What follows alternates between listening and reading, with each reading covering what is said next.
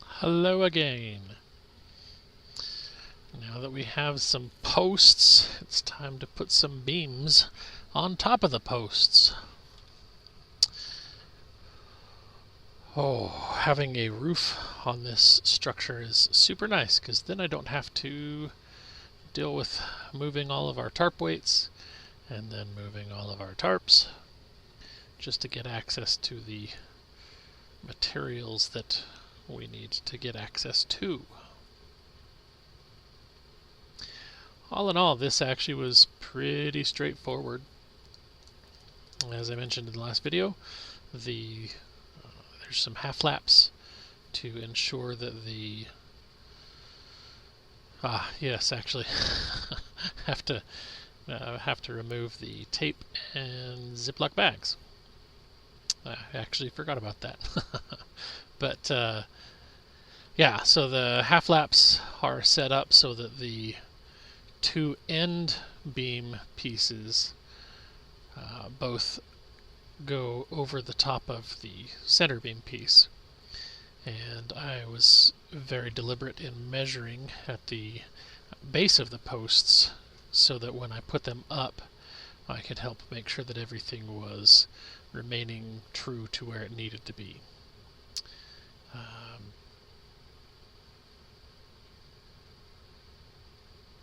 That actually made quite a difference, being able to do the cross beams and the rafters, because then everything was exactly where it needed to be. No adjusting my measurements later on, which was, as I mentioned previously, also was a big improvement over the last two sheds that were built. I can see how in the old days things were built, and completely understand how things came about to be, not square and whatever. I spent some time in Germany and was actually able to go see the house that Beethoven was born and lived in. Was born in and lived in. And that was actually really cool. They turned it into a museum. They've got a big oversized statue of him out front in the square. They've got a whole lot of the instruments that he used when he would write his music, and they still have the piano that he cut the legs off of, which was all pretty cool to see. But oddly enough, as cool as all of that stuff was, the thing that was most fascinating to me was the fact that the entire house was completely out of square. There was not a door, there wasn't a window, there wasn't a wall or a floor that had right angles or the ability to be level or plumb. And it really surprised me. I never thought about it.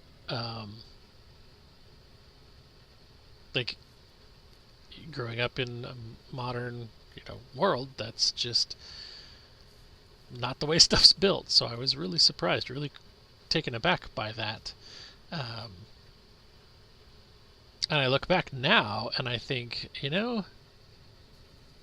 I can see why somebody would have just built and just said, hey, I need to put this up and measure this, and there we go. And I look back with just my little experience of building on our property so far, and I mean, don't get me wrong, I'm not horrible. I didn't always put as much effort into square and plumb and true as I should have, apparently, and I've learned that because this one has gone up so much easier than the previous two. And it's been a notable experience to know that if you take the time to actually make sure everything is square and true and plumb, then it really does make things simpler, in addition to actually looking better. I'd be curious if it actually makes a difference in the structure. Like, I don't know if that actually somehow makes the structure stronger by being that way, or if it just makes it look better and it'd be easier to build. Anyway, so what I'm doing here is using the circular saw to run a bunch of grooves through the half lap area, and then I'll pound that down and shave that all smooth. And I'm by no means an expert at that, but I've definitely seen improvements.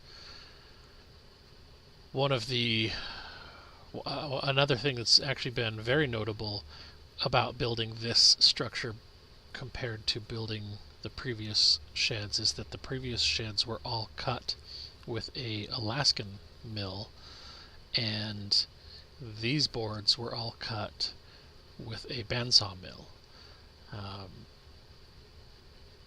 The difference is night and day. And the Alaskan mill has its place where we'll be keeping it. Although I will, like, for the past couple years that I've been using it, it's actually lived specifically with permanently attached to the chainsaw bar. That's just where it stays. And I've modified that, as you saw in that picture. I added a winch and an auxiliary oiler to help make sure it runs as smoothly as possible. The bandsaw, however, is faster and wastes less, and much easier to operate. One of the advantages the Alaskan mill gives, though, is that it is a little bit more accurate as far as straight boards. There were a couple times where I would have a chain that was starting to get dull, and it would try and wander either up or down, usually down, and it would bind, and I'd have to change the angle to fix it, and it would cause a few problems there. I'd pull it out, put a new chain on, problem solved.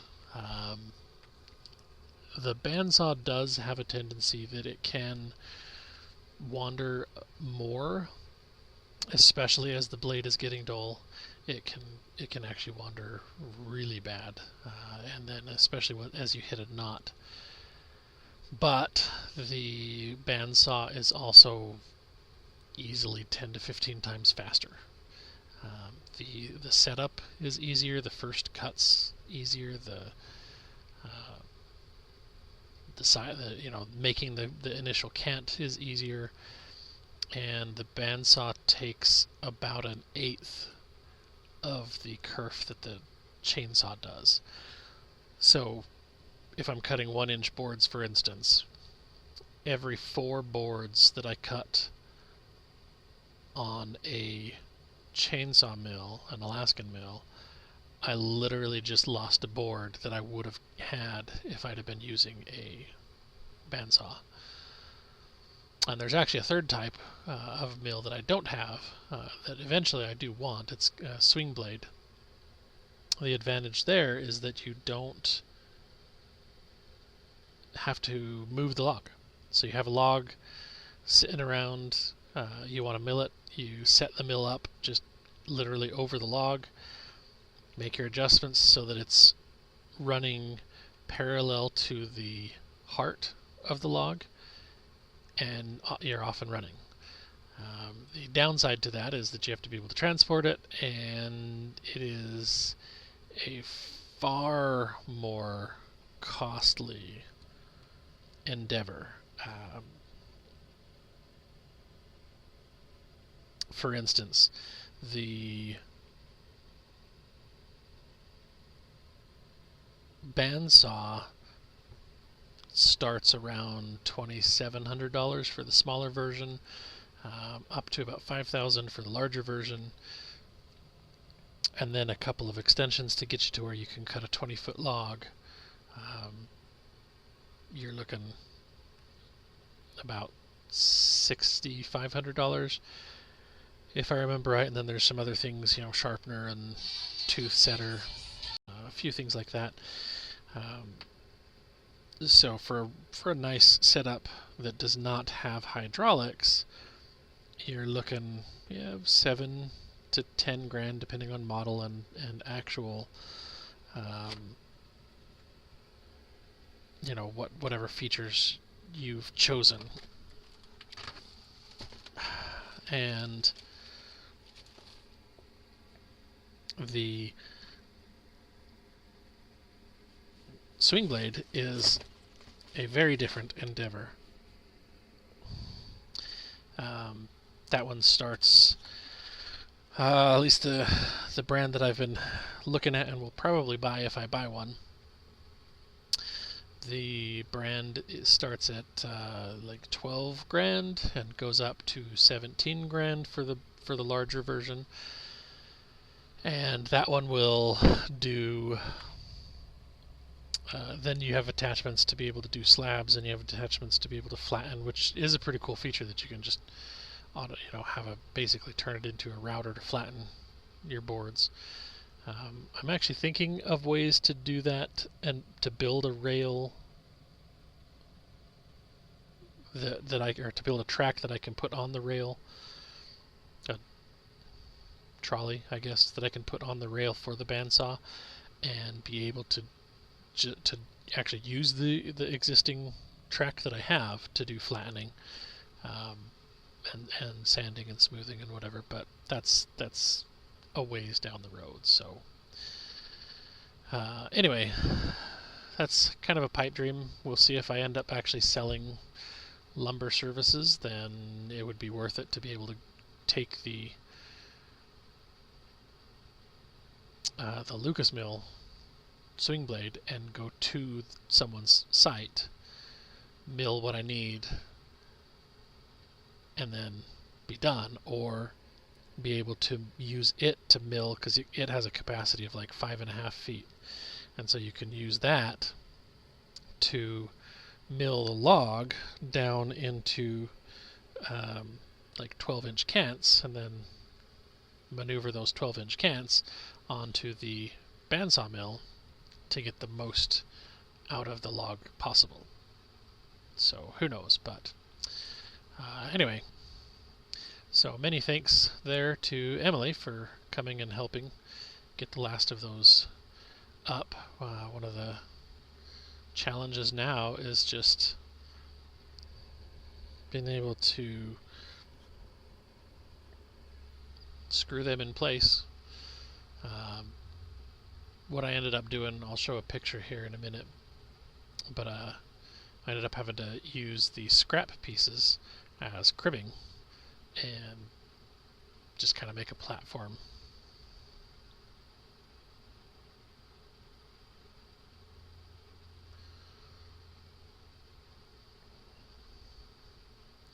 One of the downsides of not having a drying shed is the floor frame has turned out to be a perfect spot for storing some of the cuts so they can dry, because it's nice and flat and level, and there's 16-inch joists, so nice airflow all the way around them. That's kind of presented a slight challenge, actually.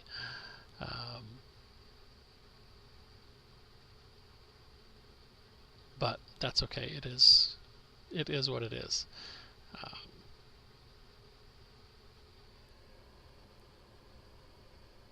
I have to just keep rearranging things because I keep storing things in there. And especially now that it has a roof on it, that's become an even bigger challenge. What I ended up doing for a temporary floor is cutting up one of the longer cottonwoods that was like 13 feet, I think, and I cut it into 2-inch slabs and threw those slabs down as flooring, so they're big enough that I can walk around and not have to worry about falling, which that's been a slight challenge here. All along, as I'm climbing around, I'm not afraid of heights so much as I'm afraid of ledges. Like I can be at any height as long as there's nothing to fall off of. I don't know if that makes any sense to anybody, but maybe that is just a fear of heights. I don't know. Anyway, so here is the first picture. This is the product after I got the crossbeams up, which kind of starts to lock everything in place. And you can see a pile there in the back left corner of the trailer. I guess technically that's the front driver side corner of the trailer. But that little pile was the cribbing that I used, and I'll show that picture here in just a second. And that ended up becoming the knee braces to secure everything and lock it in place so I could safely climb up onto the roof without having to worry about anything shifting and collapsing on me, which isn't like really a concern, but when you're up there, it suddenly becomes a huge concern. So, anyway, here is that picture, so you can see the boards that are milled and just there for drying ended up just stacking up and making a little cabin type thing, log cabin structure. Throw a few of them there across the top, and that makes a nice solid platform. Used that to be able to drill down for the crossbeams to put the structural screws in there. So that is that's where we got to for this video, at least. Thank you as always for watching. Stay safe out there. Hopefully you're staying dry out there. That's our challenge at the moment, is we now have so much water that our community has major issues with flooding everywhere. All of our rivers start to overflow, and even on our property we've noticed some issues with flooding, but that I'll get to in a future video because we had to do some emergency trenching last night, and I'm going to have to do some emergency trenching today, so hopefully I don't get the tractor stuck tonight and am able to put up a video in the coming days showing the efforts of the emergency trenching, not the efforts of getting the tractor unstuck. But God bless, stay safe, and hope you all are having a great end of year.